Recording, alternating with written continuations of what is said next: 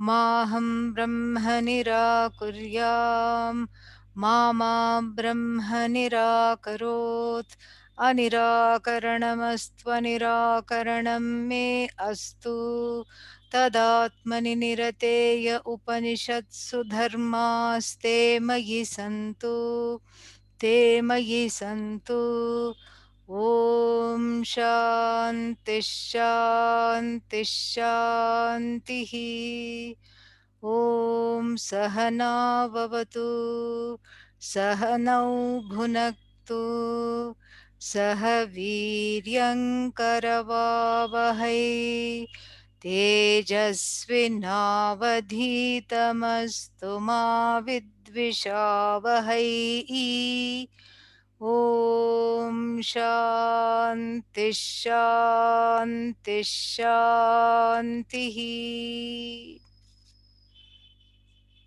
Just a small recap from the last class.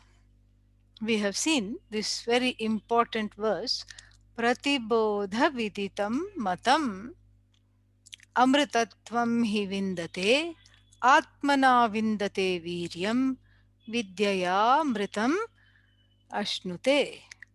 And so this I talked about how the invariable presence in every cognition is to be understood as Brahman, not the variable parts of the cognition, because the variable parts of the cognition are just they are also Brahman, but they are not, they are mithya.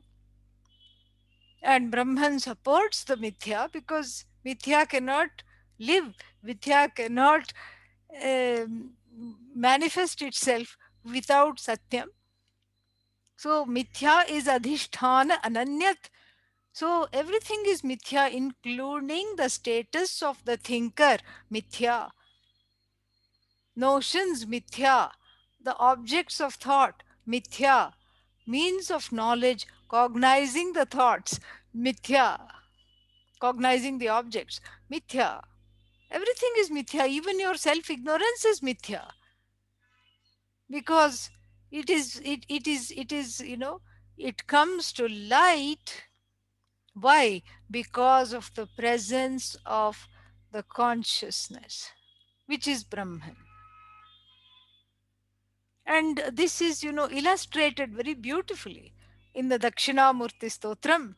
Very, very nice illustration.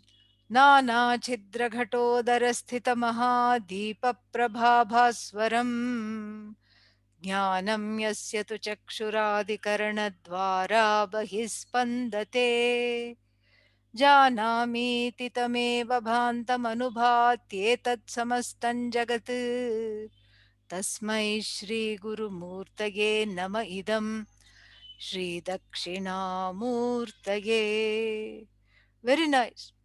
So, an ancient example is given, really a wonderful example, that there is, that there is a light, and this light is covered by a pot with different kinds of holes, one in the shape of a star, one in the shape of a moon, one in the shape of a sun, one in the shape of a circle, one in the shape of a triangle, etc. This was done, for children, because in those days they didn't have disco. So this was the ancient disco. You just you cover the light with this, and then especially when it gets dark, and then you show the child, oh, look at the sun, oh, here is a little animal, here is an elephant, here is a moon, here is a triangle, here is a circle. This was done, in the ancient times. You cover this lamp, one light, one light, but then that light going through the aperture shaped like a star, will make you think that there is starlight, then there is the light in the shape of the sun, the light in the shape of the elephant, and so the child will count many lights. And the parents are very smug and smiling because they know the secret. What is the secret? There's only one light. For the child, there are many lights, because that light is as though covered by this, and then it's diffused into various names and forms. Nana chidra ghata udaraha. So, so like this, the the the belly of the pot here has various varieties of holes and apertures, and that covers this light, so to speak. And the light goes through it, through the various apertures. And then, and similarly, this jnanam, this consciousness going through the eyes, going through the ears, picks up all kinds of information. Blessed by Brahman, this is what we mean. Blessed by that consciousness alone, blessed by Satchidananda, Atma alone. And so the light of the Atma, just like the light of the pot going through various apertures, has various looks and functions and forms, here too, that same jnanam, that all knowledge, sentient consciousness, goes through various sense organs without becoming that. So this consciousness supports the sense organs without really losing anything. So there is no loss. And this is what has to be understood. And therefore, then when this is understood, then the assimilation of this is much deeper. I am that upholds the variable.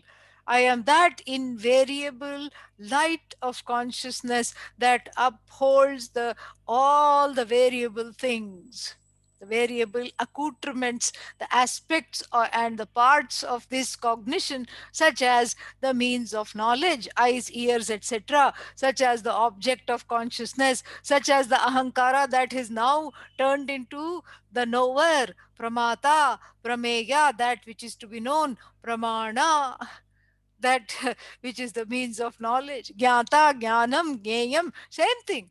There is always a tripod of differences, but these differences are mithya, as though they are just like the various apertures for that same light to go through. And then the child doesn't know the difference, so it counts the stars separately from the sun and the moon, and thinks that there are five different things, when actually there is one.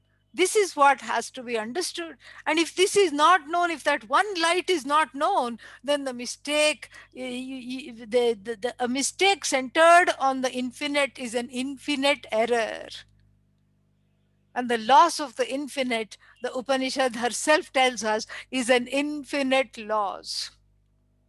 Terrible loss. Why? Because one is always searching, because one is hardwired to want to find the source. One comes with a desire for moksha.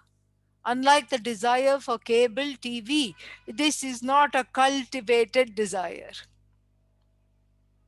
It is a desire just like food and water. Just like everybody needs food and water, this too is a natural desire to be free of being a wanting person, a complaining, wanting, sad, mad, bad jiva, bad feeling jiva all the time.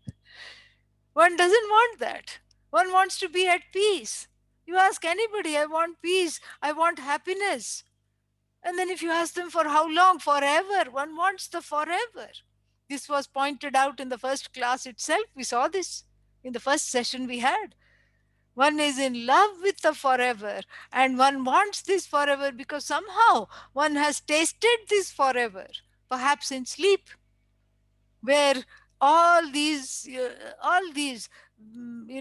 this tripod of knower, known, means of knowledge, all of them resolve in sleep. And so therefore one is familiar with that. That's why one doesn't like to get up from sleep, I tell you. Very easy to go to sleep, but very difficult to come out of sleep. In fact, one hates it so much. That's why the manufacturers are coming up with newer and newer alarm clocks to wake up the person, to help the person to get up. Why? Because sleep is something so dear. Because it's the cessation of duality which is sensed. That is what one wants. One doesn't want to go to a Gurukulam. This is a Zoom kulam. Okay. Yeah. So this is so whether it is Gurukulam or Zoom kulam, one doesn't want to go to a Gurukulam and then come out after 12 years and with the knowledge that, okay, Ishvara is separate from me. I am separate from the Jagat. I am separate from other jivas. That was your bread and butter before you entered the Gurukulam. What is the big deal to come out with that? One wants this oneness. It is natural to want that oneness because it is a fact, it is you.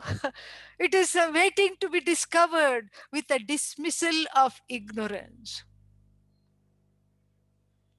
And then this brings us to part, you know, 3 of the Upanishad. Part 3 is just so beautiful because here, whatever we have studied is concretized with the help of a story. We all love stories, and the Upanishad knows that. So here the teacher tells a story. And what is the story? The story is, you know, about a conversation, about a party, a party conversation between the celestial jivas such as Indra, Agni, Vayu. These are our protagonists here. And a little before we launch into the story, a little a little background knowledge is pertinent here to understand it, to be able to enjoy it even more. So we have Brahman as Ishvara, the cause of the universe. Then that same Ishvara, because the understanding of Ishvara in the Hindu tradition is so sophisticated, it's just so beautiful. That same Ishvara is presented in different ways according to form and function. When that Ishvara is manifest as the surrounding 5 elements, Bhuta or Bhautika, the elementals, those things that come out of the elements, the same Ishvara gets a new name, Adhibhuta, Adhibhautika, same thing, Adhibhuta. And then what? Then the same Ishvara, with reference to an individual's body mind sense complex, is called Adhyatma. Atmanam adhikritya tishtati, centered on the I. Same Ishvara. Centered on the bhutas, panchabhutas, 5 elements, same Ishvara, Adhibhuta. And these are all manifestations of the laws of the universe. And we call them presiding deities, Adhishthana Devatas. There is a connection between Adhibhuta and Adhyatma. How? Because, for example, the air is everywhere. And then you take a deep breath, and then what happens to the air? Vayu has become prana. Prana. Intimately. It is now that same Vayu, which is Adhibhuta, has become Adhyatma. That's why we can say, Namaste Vayo, Tvameva Pratyaksham Brahmasi. You are Brahman embodied. You are the embodiment of Brahman that I already see and know through you. You are Sakshat Brahman. And then you take a deep breath. Prano vai Ishvara, that same Ishvara has entered the lungs, is cleaning the lungs out, and then is oxygenating the blood, refreshing the body. Same Ishvara, but called Adhyatma, called Adhibhuta in the form of Vayu. Now, there is a connection between the adhyatma, between the law, which is adhidaiva. The law is adhidaiva, Ishvara as the law that connects adhibhuta and adhyatma is called adhidaiva. And so there is a connection between the law and adhyatma. There is a connection. Okay, the air goes in, but then as the student asked in the beginning of the Upanishad, kena prana prathamam praiti yuktaha, how does the prana function? How do I breathe when I'm not even in charge of the breathing? So that which goes in, and then, it comes out. Vayu doesn't decide. Vayu doesn't think, why should I come out of this fellow's lungs? What has he accomplished in 50 years? He's a good for nothing. I'm going to sit tight.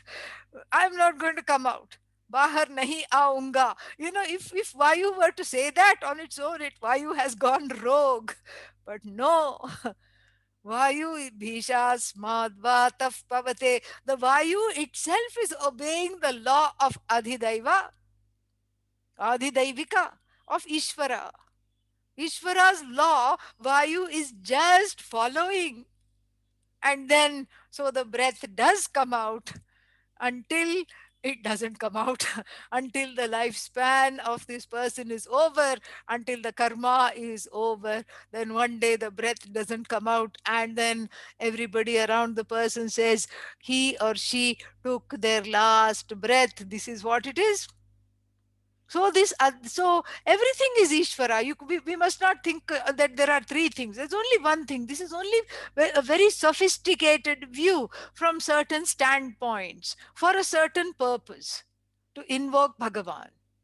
So anything that is there within the body, like my own eyes, correspond to Adhibhuta. They're also, what is within is without. And this we know. The bones correspond to the earth element, and the fluids correspond to the water element. The air in the stomach and between the joints, there is air, and all that corresponds to the Vayu element. And then what else is left? You know, so we have earth, fire, speech, and Vaishvanara. The Vaishvanara means what is that called? Hunger, the fire of hunger. And even the temperature of the body, 98.6, that is Agni. That's why he's called Jata Veda. Jate Jate Vidyate iti, the one that is sensed as soon as one is born. When the baby is born, what does the doctor do? Doctor touches the baby. And when you touch the baby, okay, it is all right. It is, it's not yet crying. It's all right. Then give it a little, little spank, and then it will cry. Suction the lungs out, it will cry. So this is Agni. And so the Agni is sensed. Vayu is sensed. All the five elements are within and without. Space is there. And don't ask where is the space, because I'll be forced to say it is in the head. That's why the person says I'm spaced out. Okay. So space is there in various places in the body. And so like this is all Adhyatma. And then the five elements that we see around Adhibhuta, the law that connects me to the five elements, Adhidaiva. This is what the whole thing is. Very beautiful. And a gorgeous understanding, a very sophisticated understanding of what this Ishvara is. And so, who are these Agni, Vayu, etc., Indra? These are all what are called elevated jivas who have done a lot of punya karma, and also reaching out actions. They have done a lot of wonderful punya, meditation, everything they have done. And then they have been elevated to celestial jivas, punya vishesha shariram. The bodies are punya bodies. So if there is a lot of papa, one becomes an animal. This is what the Upanishads say. Why? Not because animals are bad or anything. They cannot express their pain, and they can always be exploited by others. And we see this all the time in the news. And so this is punya sharira. So this is punya sharira, one becomes a celestial. And then, you know, papa pradhana shariram, a body mostly born out of papa, is adho yoni, like animals, bugs, etc. And then what about the rest of us? What about human beings? Mishras. Everybody's last name should be Mishra. Okay? Yeah, this is what it is. Little bit of Papa, little bit of Punya, human life. Yeah, everybody is a Mishra. Not people who are just called Mishras. Everyone's last name should be Mishra. Truth here. And then, and so now what? Now what do we know from this? We know some very interesting things as a result. So then here the papa and punya together has brought about this human body. But Indra, Agni, Vayu, they are punya vishesha, and they are sitting there in various lokas doing their jobs. And then what is happening? You know, they still haven't gained self knowledge. So you see, you can go to Indraloka and still be ignorant of the self. And you can go here, go there, do whatever you want, but still, even they have to gain self knowledge. This is the first moral of the story that we are going to listen to now. Even highly exalted celestial jivas like Indra, Agni, and Vayu need to gain self knowledge in order to get moksha, in order to let go of the pain, sorrow, samsara. What is your excuse? You know, when they are doing all this, when they are going to the teacher, we'll see Indra going approaching the teacher, a female teacher. I mean, see how wonderful the Upanishad, is. So, female teacher in the Kenopanishad. Haimavati Uma is her name. And so now, if we understand this, this threefold distinction, which is an as though distinction, Ishvara from the standpoint of one's own body, mind, sense complex, Ishvara from the standpoint of the surrounding Jagat, the five elements, and Ishvara from the standpoint of the laws that are manifest in the universe.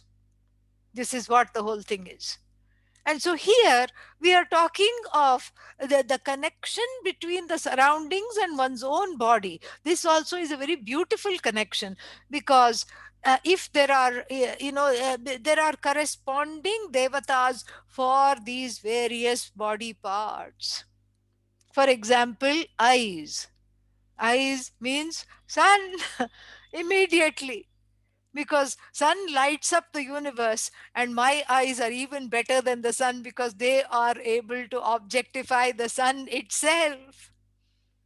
So if there is any problem with the eyes, invoke sun bhagavan in the form of, it's not sun bhagavan and moon bhagavan are two different things. It is bhagavan from the standpoint of the adi bhautika. So they will be asked, people with eye problems will be asked to chant a shloka, 32, 33 verses, Aditya Hridayam. And that is, that is Vasishtha's teaching to Lord Rama. But it invokes Bhagavan as the sun. And then again, if there are other disturbances in the ears, Dig Devatas, who are the presiding deities of the ears. And then you have presiding deities of the eyes, the ears, And all these are adhishthana devatas, adhyatma from the standpoint of adhyatma, and then adhibhuta. We have Vayu, Agni, Indra, etc. Adhidaiva, Ishvara in so many different forms. So, like this, we have this very beautiful understanding. So if there are problems with the body, you help yourself by approaching those presiding deities, Ishvara in the form of the presiding deities. So now we have these three presiding deities who are the protagonists of our wonderful story. Who are they? Indra. Who is Indra? Indriyanam Raja Indra. Indriyanam Raja. Why Indriyanam Raja means the master or the king, not of heaven here, but the king of the sense organs. Who is the king of sense organs? The buddhi, of course, the intellect is embodied. Indra is the intellect. And then Vayu is the sense of touch. Because you see, when you go like this, you sense Vayu, right? You can touch the air. Vayu is the sense of touch, also strength, balam. Remember Maruti, yeah, Hanumanji, Vayu Putra. And then we have, who else is there?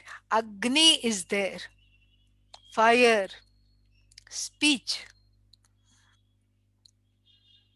And so, Adhishthana Devata of Vak, speech.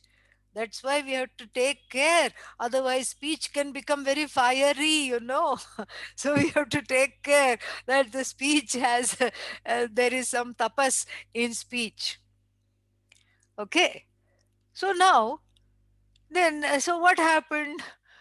Again, the story is very pithy in the Upanishad. Brahma devebhyo vijigне tasya brahmano vijaye devaha amahiyanta ta aikshanta asmakameva vijayah asmakameva ayam mahima iti. So we see that there is a party. Soma juice is spilling over in plenty, and the glasses are being clinked. Everyone is saying the Sanskrit term for cheers. They are saluting to one another. And they are just so happy. Why? Because there was a war between the Asuras and the Devas. And the Devas, of course, won because good always wins over the bad, ultimately. So the Devas won, and an impromptu party was called. And since there was no coronavirus, there was no, what should I say, any kind of stipulations about gatherings and distancing, all these masks, nothing was there. They were all fine. And you want me to repeat anything? Yeah? Something was lost? What was the last thing you heard? I will repeat it.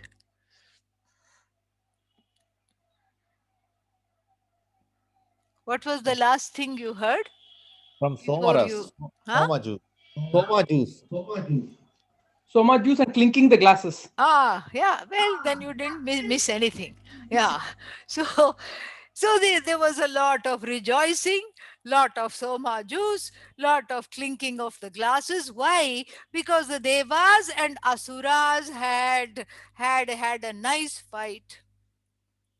And of course, the devas won because dharma wins over adharma ultimately. And then there was a lot of party talk. What kind of party talk? Vayu said, "Did you see me going foo over that asura?" And I literally blew him away. Agni said, "What? You blew him away?" I scorched him. I scorched the whole group of soldiers in the form of asuras. I burnt them to a crisp. I made asura chips out of them. What are you talking about? You just did foo foo to two, three people. Nothing. Indra said, "You both actually had to do something. I just twirled my mustache and then they just remembered their mummies and ran away." This was the party talk. And the Upanishad introduces the story with Brahma. With Brahman. The Devas don't feature at all, until much later. Brahma devebhyo vijigye. Brahman brought about this Vijaya, this, what is that, this victory for the Devas. Tasyaha Brahmano Vijaye. So, in this party, which should have been thrown for Brahman, the Devas, Amahiyanta, were indulging in self praise. It was a mutual appreciation society. Each one was clapping the other person's back and appreciating themselves and appreciating one another. And then what happened? You know, then the Aikshanta, oh, what did they say? They saw, they said, Aikshanta is not saw, they thought. What did they think? Asmakameva Vijaya. There was a lot of chest beating. Me. This was our glory. Asmakameva mahima. This is our victory. Asmakameva vijayah. Iti. Iti means it does. These are quotation. Then what happened? Then there was this victory is ours alone. Nobody else is responsible for this victory. Then something very interesting happens. In the middle of the party, there is a gate crasher. In fact, it was by invitation only. And there were bouncers kept outside for to not let in any undesirable elements. But this new entrant, they was very androgynous. They could not make out whether it was a male or a female, but was so effulgent that everybody was attracted to this being. And then the being was just standing there by itself and not really disturbing anybody. Indra, after all, who was hosting this party, said, "Who has come to my house? Who is this fellow? Agni, go and find out. Go and find out." Te agnim abruvan jataveda etad vijanihi kimetad yakshamiti tatha iti. So, they, they addressed Agni. Oh, Jata Veda. Because Agni is Agragami. The one who goes first always is Agni.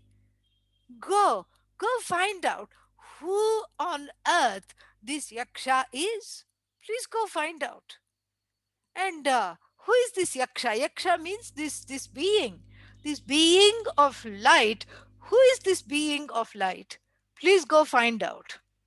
Tathastu, says Agni, and promptly shimmers away to go find out who this Yaksha is. Then what happens? Then something very interesting happens. You know, Tad Abhya Dravat goes towards this towards this Yaksha, runs towards the Yaksha. And then what tam abhyavadat and address this and then before Agni can open the mouth, the Yaksha speaks to Agni. And what does the Yaksha say? Yaksha says, Ko asi, who are you? This is a slap on the face of poor Agni. Agni thought he was world famous.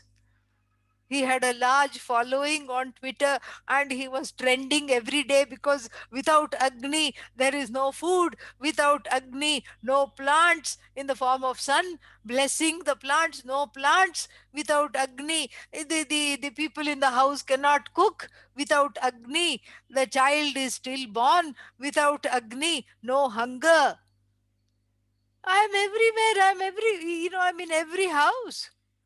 And who are you? Are you from outer space? You are asking me, Kosi, who are you? You are asking me? It's a slap on the face. But Agni says, okay, I'll chalk this down to the fact that this fellow is just completely out of it and must have come from some other loka. So I will explain. Agnir Vai Aham, indeed. Vai means the Prashasti. I am the celebrated Agni. What are you talking about? Don't you know I'm Agni? Me. And then Agnir Vai Aham Asmi iti abravit. And if you don't know Agni, my second name is Jata Veda. Jate Jate Vidyate, one meaning. And the other meaning, Veda here also means wealth. Jate Jate Vidyate, the one that is sensed at birth. And then the other one, Jata Veda, means wealth. Because it is born of Homa, like you do Chandi Homa, Shri Sukta Homa, leading to wealth. My name is Jata Veda. And then another question the Yaksha asked.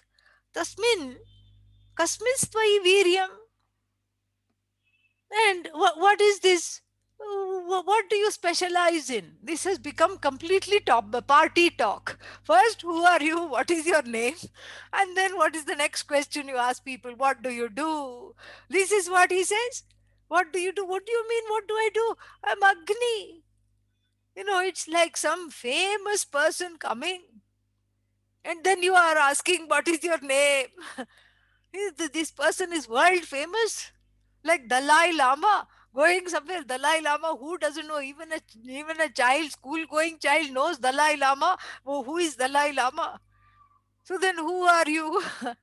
Well, they call me Dalai Lama. What do you do? This is as meaningless as that. Agni is even more famous, more universal than Dalai Lama. And then do this Agni. First question, who are you? What is your name? And then what do you do? This is what you ask the local people. You don't ask such things of Agni. And Agni is feeling very weird, but that Yaksha is so attractive. He cannot pull away. If anybody else had asked Agni and put him through this kind of a thing, he would have scorched them. He would have just or left the place. But here he cannot pull away. He is attracted to this Yaksha. There is some power there is a charisma that's pulling him. So he stands there dumbly and answers all the questions. Kim Veryam? And api idam sarvam daheyam? What do you mean? What do I do for a living? Whatever is here, I can burn. Yadidam prithivyamiti. In this whole universe, I am the scorcher and the burner of things, if you really want to know what I do. And then the yaksha just puts a dry blade of grass in front, slips a dry blade of grass in front of Agni and says, do you think you can burn this? Etaddaha iti. And Agni, this is the third insult, third slap on Agni's face. First slap, he was unrecognized as Agni. Second slap, he was asked, what do you do for a living? Third slap, can you burn this miserable blade of grass? Agni says, what are you talking about? This is so insulting, but I can't pull myself away. So he says, I'm going to just give it. This is just a small blade of grass. This is nothing. I just have to breathe on it and it will go in flames. He breathes on it, nothing happens. Then he says, oh, I think I have to call a few of my consorts. Agni has 7 wives in the form of tongues. Kali, Karali, Manojava, Dhumralochana, Vishwaruchi, Devi, like this, 7 wives. So he says, come on, ladies, this is a big job. I don't know what this yaksha is. I think this is some kind of a trick blade of grass. So let's try again. This is a tricky blade of grass. Let us try one more time.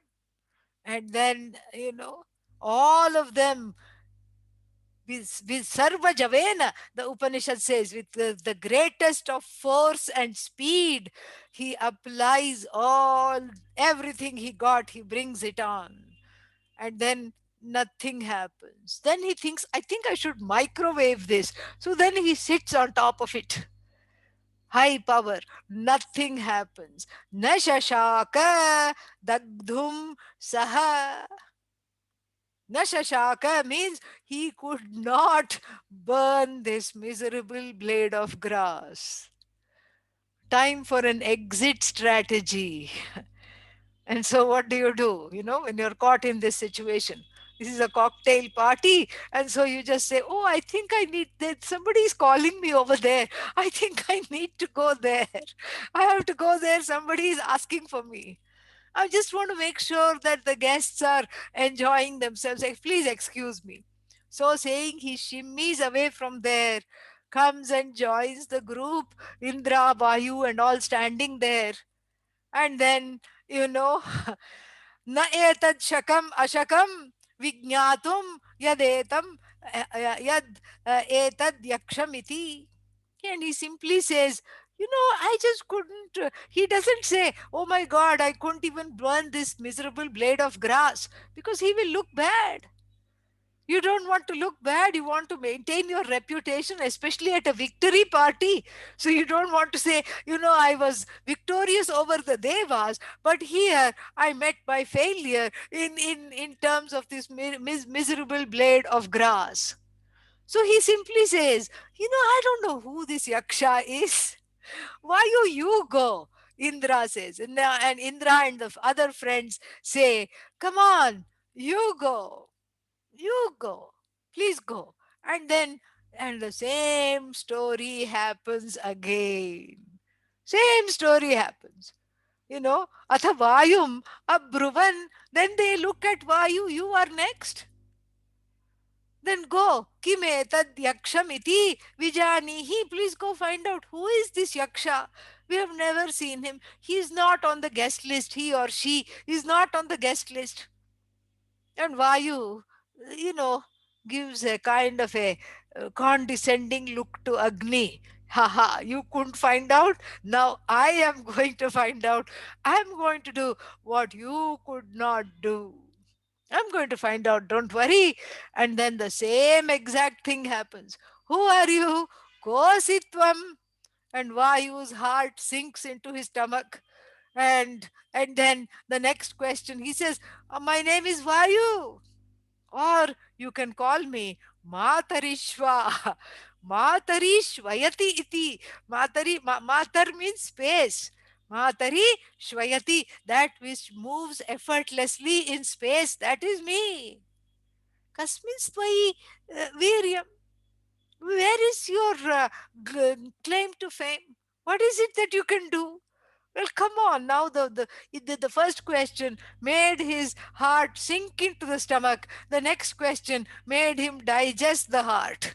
He was just so dejected. But again, like Agni, he could not pull himself away.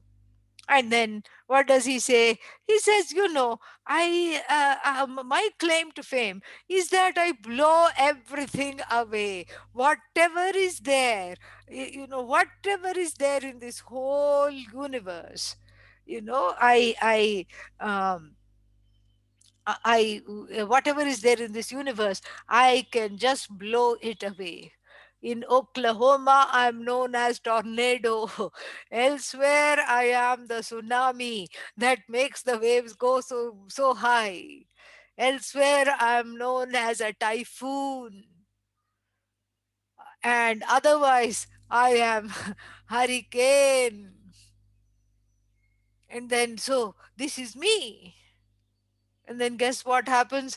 Everybody can guess now. That same miserable straw, that piece of hay, that blade of grass is brought into the picture. Can you please blow this? What is this? What kind of a trick is this?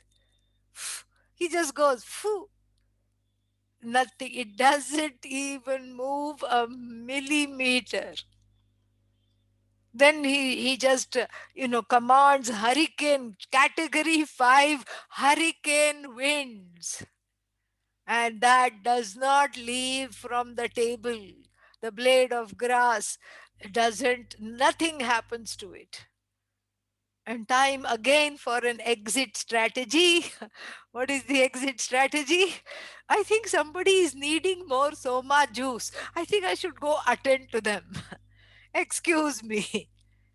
And then and then what happens? And then he returns. Then the devas are even more curious now. Now they say, Indra, you are the leader. You are our leader. Now it behooves you to go and find out who this Yaksha is. You have to find out, because we cannot find out at all. Maghavan, hey Maghavan, go, see who this Yaksha is. So he goes towards the Yaksha. And at least when Indra and Vayu, they came back. When they went, Yaksha was available for transaction. Yaksha talked to them, Yaksha asked them who they were, and Yaksha made them do some trick tasks, which of course they failed at. But as soon as Indra goes towards the Yaksha, Yaksha disappears. And Indra, being a sattvic being, a sattvic jiva.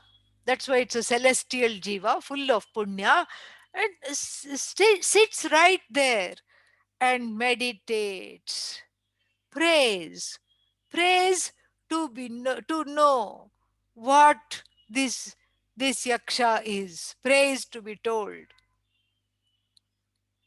In the same place where the yaksha disappears, the story goes, there appears a, a well dressed and golden woman. Golden means resplendent, of golden hue. Haimavati Uma, a goddess. She here is the incarnation of Brahma Vidya.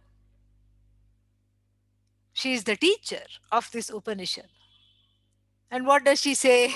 She says, she says something. Sa Brahma iti hovacha. So he asked, what was this yaksha? I can see you, I can talk to you, but this yaksha just disappeared as soon as I approached this yaksha. Who is this yaksha?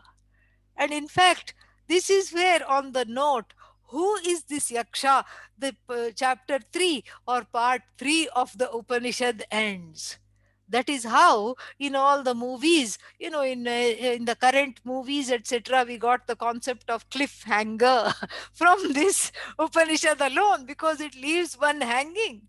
The chapter ends very interestingly with Indra's question, who is this yaksha? And then the next chapter starts, Sa Brahmeti Hovacha. Ha Uvacha, she said. And when the story took place a long time ago, what did she say? That one you missed, that one you wanted to know who it was Brahman alone. Brahman, along with Maya Shakti in the form of Ishvara, taking on a form. Otherwise, Brahman is not available for sight, not available for any transaction. But here, in order to teach a lesson, Brahman made itself appear in the form of Yaksha. And then she says, another small detail. This party that you're celebrating, actually, this Vijaya, this victory lap that you're taking, and this party that you're celebrating actually belongs to Brahman. This victory is not yours. Why? Because it is Brahman in the form of that which upholds the strength of your body, the quickness of your mind, the intelligence of your senses. the ability, the ability of your karmendriyas, the organs of actions to do this, that, or the other. It's Brahman's victory. And then what did you do? You did not acknowledge that. You did not acknowledge that. And then Indra becomes extremely humble. Indra becomes extremely humble. And then he is just so very much, so very much happy, and happy to be taught, happy to learn what this Brahman is all about.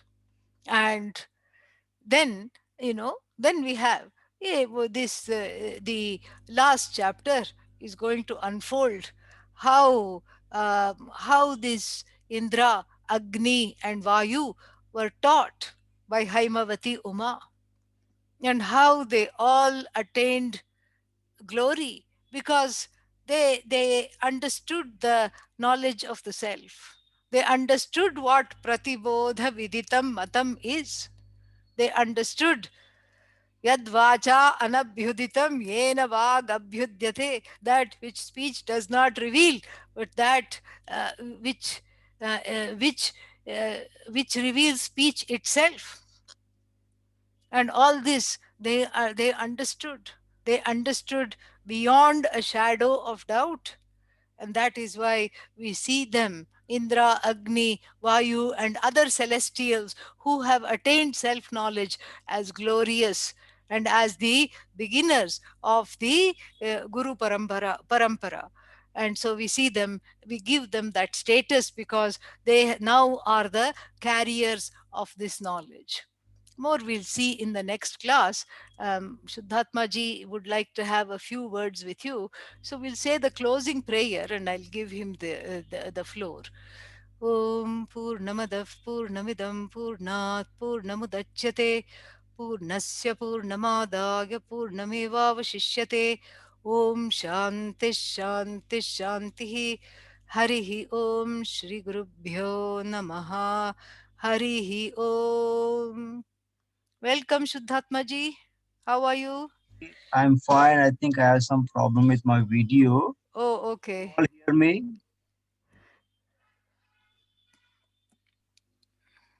Yes, we can hear you, Shuddhatmaji. You can hear me. Okay. Thank you. Thank you, Samaniji. I'll just read a few things of the Gurukulam. Good morning, everyone, and good evening, people who are attending from India. On behalf of the Gurukulam, I thank from the bottom of my heart Swaminiji for accepting our invitation to teach online classes, that too all the way from India at the President's camp. Students, please join me in offering your pranams, gratitude, and thanks to Swaminiji for Vedanta teachings on the essence of Kenopanishad with ease, a lot of clarity, love, of course, with a touch of humor and fun.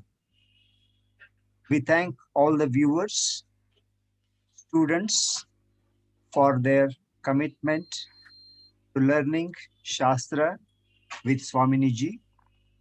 Puja Swamiji pointed out in all his teachings that all our day-to-day problems like sorrow, sadness, mortality, etc., are due to the non-recognition of real self as a Purna Atma or complete self. So the circle of our life really completes when self knowledge is gained free from doubts and errors. So this knowledge is something that helps us to remain cool, composed, and integrated in our day to day life. The Gurukulam is happy to provide you all these teachings around the year through the weekend classes, week long family camps, and camps for adults. So please do visit our website at www.arshvidya.org for 2021 programs and try to attend these camps and classes as much as you can. The traditional teaching farewell concludes with offering Guru Dakshina to the teacher and organization. Please continue to help us with your support and generosity to run the Gurukulam activities for years to come. You can pay Guru Dakshina and your donation online by visiting our website, or you can make a check and mail it to us, or you can call directly to the Gurukulam and give your credit card information. Once again, thanks Swaminiji and all of you for showing so much interest in this camp. Please note some of our upcoming programs. To begin with, we have been offering online meditation workshop on first and third Saturdays of every month. These sessions will be conducted by Swamini um, Ramanandaji, online classes, and first and third Bhagavad Gita weekend classes on Sundays by Viditatmanji for this month. You can go online, arshvidya.org live, so you can access these classes. And we are going to start online 1 month course with one of our resident acharyas, Swami Muktatmanandaji, on Atmanatma Viveka and Bhagavad Gita chapter 3. So these sessions will also have same routine like how Swamini's routine had, morning meditation, 2 classes, and also will introduce learning Sanskritam and chantings. So these are the few programs I have just informed you, but you can go to our website for more details. Once again, we thank all of you. We are all thinking of you and praying for all of you for the world to heal from this COVID. Thank you and enjoy rest of the camp. Namaste Swaminiji and Oh, namaste oh, to you all. oh, namaste to you also. Thank you. Take care. Thank Very well spoken. And in half an hour, we have another class. So the final class. And so I will see you then. I request Chitra to start the bhajans a little early so that if people want to hang out and be here, they can enjoy the bhajans in the break. And All the Swaminiji best. also will be coming again for camps or Easter retreat, correct? Easter retreat, yeah. Easter Easter retreat. retreat, yeah. One class will be shared by Swami Muktatman. Yeah. Classes. Thank you all. Om. Enjoy the day. Namaste. Om. Thank you. Om. Take care. Thank you. Thank you.